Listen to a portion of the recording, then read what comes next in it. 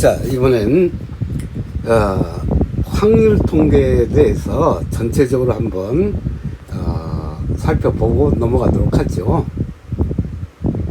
그래서 제가 제목을 확률 통계 이해 이렇게 붙여놨는데, 자, 우리가 그 학생들에게 확률 통계 단어를 가르치다 보면 딱 두 가지 반응이 나옵니다. 첫째는 너무 어렵다. 두 번째는 너무 쉽다. 딱 두 가지 반응이에요. 뭐 조금 어렵다, 약간 어렵다, 많이 어렵다, 보통이다, 이런 반응이 없어요. 다른 단원에 대해서는 보통 뭐 조금 어렵다, 아유 이거 조금 쉬운 편이다, 이런 반응들이 많이 나오는데, 확률 통계 단원은 딱 두 가지 반응이 나옵니다. 이 보통이라는 반응은 거의 없어요. 자, 그런데 왜 그럴까요? 그건 바로 이 확률 통계 단원이 내가 늘 얘기하는 아재 개그의 단원이기 때문이죠. 제 아재 개그는 뭐라고 그랬죠? 말장난이라고 그랬죠? 네.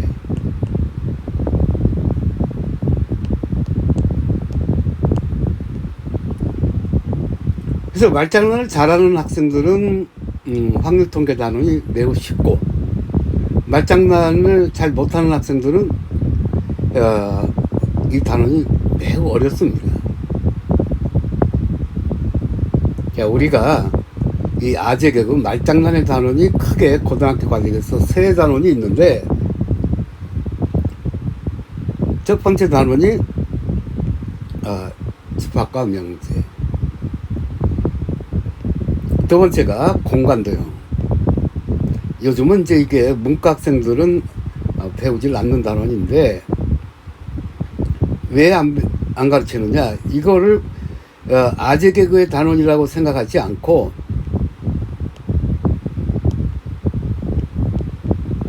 도형의 단원이라고 생각을 하기 때문에 안 가르칩니다. 참 멍청한 짓이죠. 수학이 근본적으로 아재 개그가 그 핵심인데, 그리고 이 세 번째 이 확률 통계 단원이 아재 개그의 핵심이라고 할 수 있죠. 학생들이 느낄 때 제일 크게 느끼는 단원이라고 할 수 있습니다. 그리고 말 한마디 삐끗하면 전혀 엉뚱한 결과가 되죠.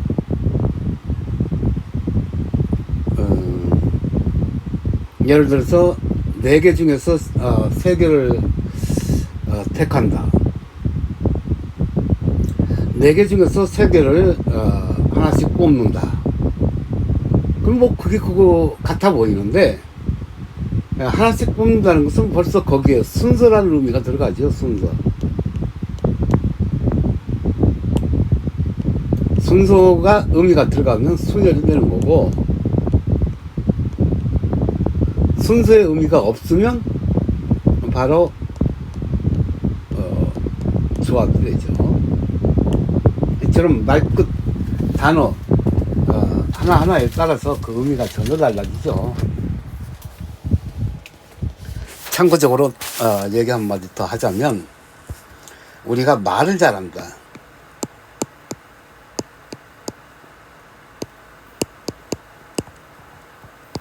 특히 우리말을 잘한다.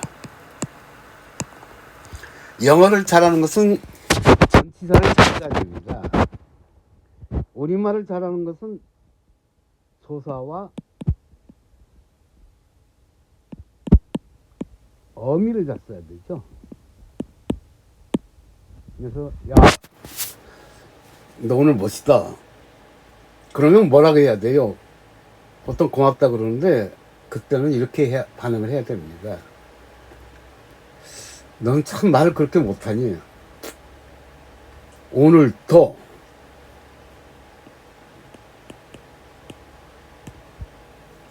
멋있다. 늘 어제도 그제도 멋있었지만 오늘 또 멋있다.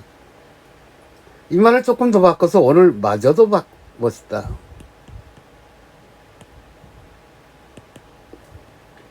좀 더 표현을 그럴듯하기 위해서는 앞에 심지어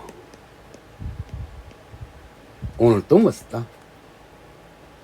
이렇게 표현을 해주면, 자, 보세요. 오늘 멋있다. 오늘 또 멋있다. 오늘마저도 멋있다. 심지어 오늘마저도 멋있다.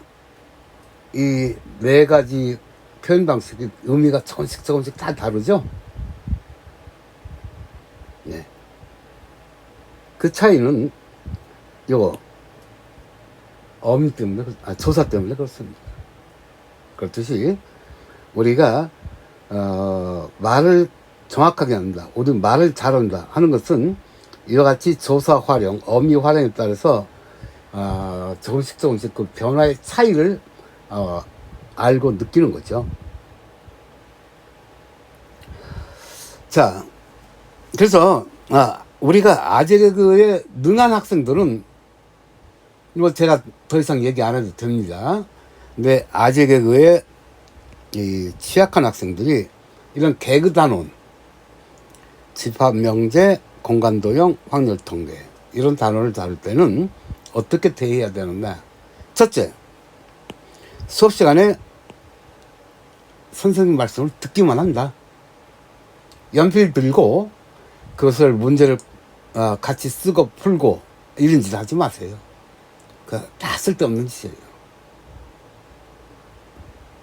그거 해봐야 헷갈리기만 하고 지겹기만 합니다. 그럴 때는 안 하는 게 좋아요. 그렇지만 듣기는 열심히 들어두는 게 좋아요. 제가 무슨 말을 하는가, 그 말 이해하려고 노력하는 거죠. 두 번째, 가능한 한 문제 풀지 마세요. 특히 문제 많이 풀어서 뭐 이해하려고 하지 마세요. 그 몇 문제 꼭 풀어보고 싶으면 아주 간단한 거, 기본적인 거, 그 몇 개만 풀어보세요. 절대 참고서 연습 문제집 이런 거 갖다 풀지 말고 교과서에 있는 거 그 몇 문제만 풀어보세요. 아예 안 풀어도 괜찮아요. 네. 세 번째, 같은 맥락이지만 숙제는 해도 좋은데 짜증 나잖아요. 그럼 하지 마세요. 딱 덮으세요. 왜? 그 지겨움으로부터 벗어나는 지름길이에요, 이게. 네 번째, 아까 얘기했듯이 문제집이나 참고서 이런 거 풀지 마세요. 절대. 중간고사 또는 기말고사 경우에는 문제 안 풀어볼 수 없잖아요. 그러니까 교과서만 푸세요, 교과서. 시간이 나오면 한 번 더 푸시고, 시간이 또 남아 한 번 더 풀어요, 그러면 교과서만. 그리고 특히 공식을 외우지 않는다. 이게 매우 중요합니다. 왜냐하면 우리가 공식을, 예를 들어서 사과 2개와 배 3개를 먹었다. 2하고 3? 2, 3은 2. 근데 틀리죠. 그리고 학생들이 이렇게 물어요. 선생님, 2, 3은 6. 이 공식 맞잖아요. 맞죠? 그럼 맞다. 왜? 근데 이게 틀렸죠? 이건 2 더하기 3이라는 공식을 써야 될 걸, 너는 2 곱하기 3이라는 공식을 썼다. 그러니까 당연히 틀리죠. 그래서 공식이 주어진 문제에 따라서 어떤 공식이 맞느냐, 그걸 아는 것이 곧 실력입니다. 그 연습은 계산 연습해서 되는 게 아니에요. 그 아재 개그 말장난을 우리가 익숙하게 이해하는 데서 유도되는 겁니다. 자, 그리고 이 확률 통계는 전체가 3가지 단원으로 이루어져 있어요.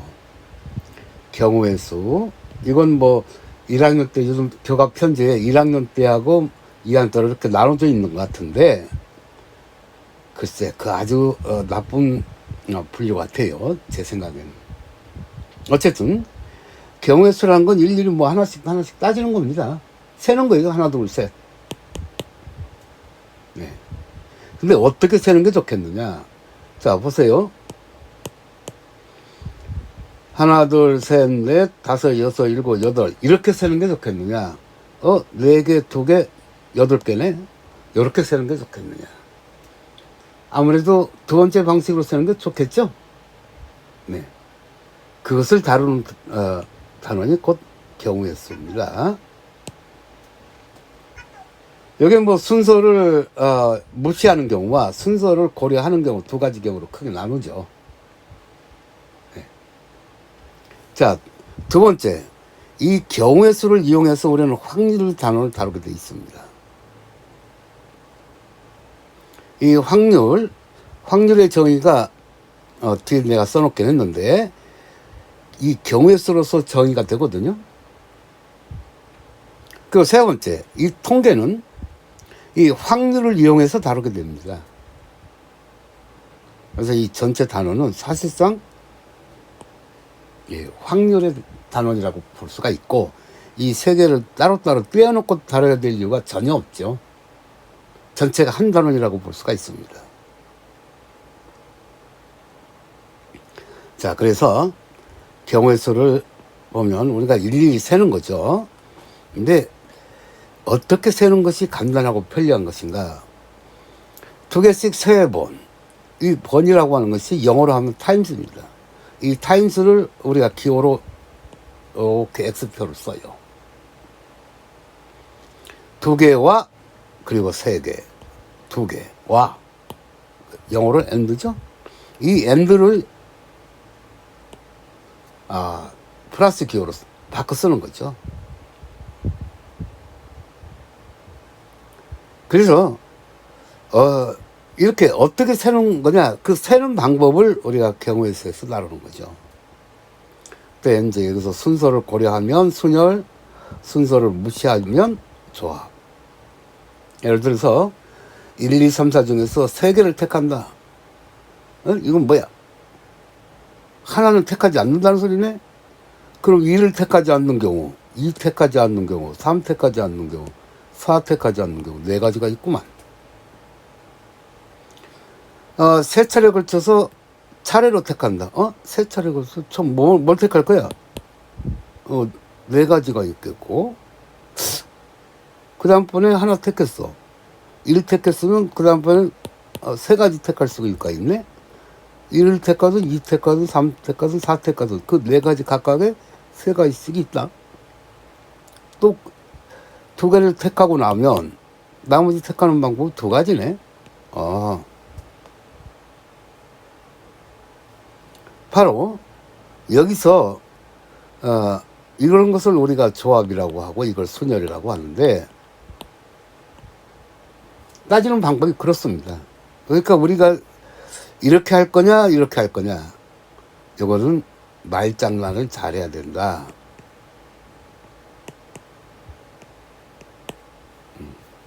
그래서 이 아재 개그에 능해야 된다 그런 겁니다.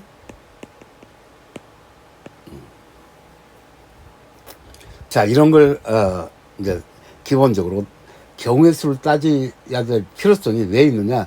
확률 때문에 그래요. 자, 이 확률이란 원하는 경우, 이거를 모든 경우의 수로 이렇게 나누는 거죠. 자, 예를 들어서 요 위에 것을 한번 볼까요? 위에 3개를 4수 중에서 3개를 택하는데 1을 꼭 포함하는 경우는 몇 가지냐? 그럼 1을 꼭 포함하는 경우, 그럼 3개 중에서 2개만 택하는 경우죠. 그때는 3가지밖에 없어요. 아까 모든 경우는 4가지라고 그랬죠? 네. 그래서 1이 포함되는 경우는 그럴 확률은 4분의 3이죠.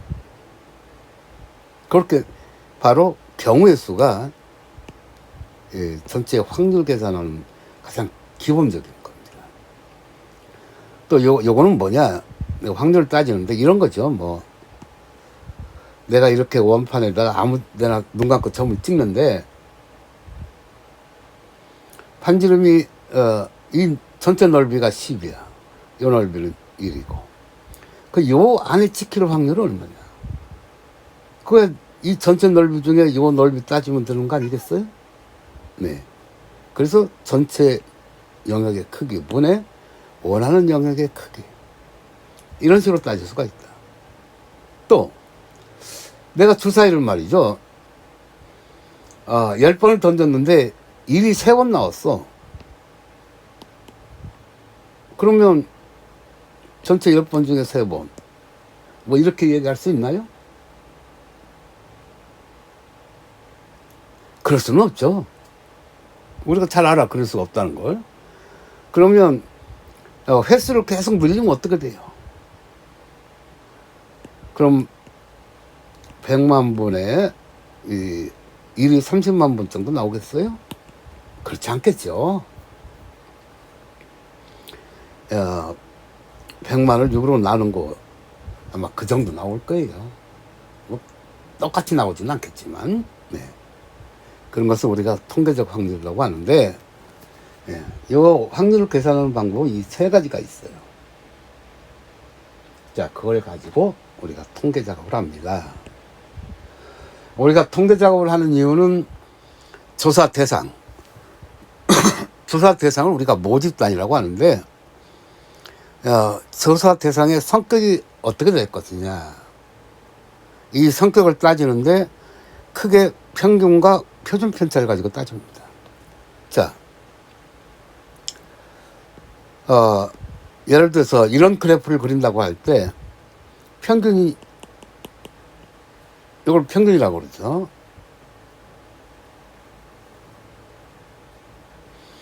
아, 1번 그래프하고 2번 그래프하고 평균이 같아. 그렇다고 이 대상들이 같은 거냐? 그렇지 않죠.